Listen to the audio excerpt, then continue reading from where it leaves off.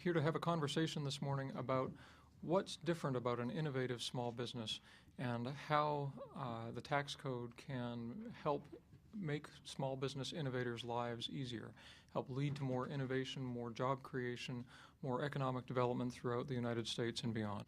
A lot of our companies are startups, innovators.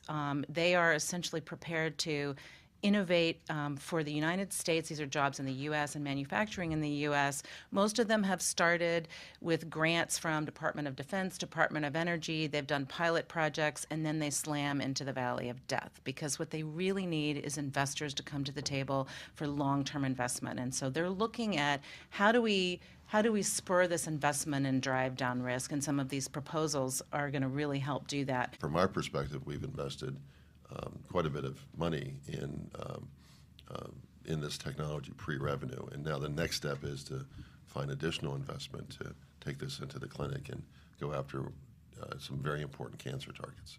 So it's very different because either in big company R&D or in a mom and pop shop, you're not usually in a situation where you're actually investing money and not having any return for 5, 10, 15 years. Because with a typical small business that has a widget or a service to sell, the innovation's been done. There is something that they're selling that's already in the marketplace and has already gone through the development cycle. What we're talking about is intellectual property that's developed here in the United States that can create jobs here in the U.S. that we could, at least in the energy storage side, could easily lose it to other countries that are really putting a lot of funding into developing and investing.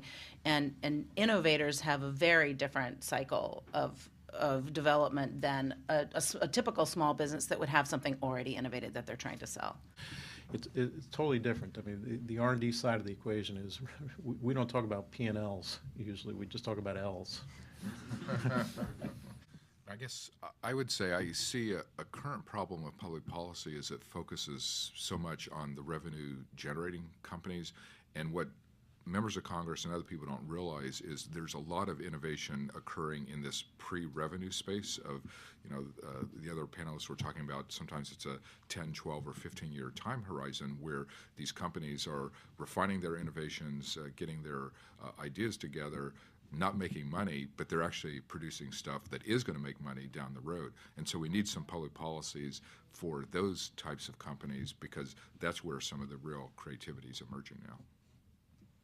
So the existing tax credit is helpful if you're paying taxes, which means you have to be making money.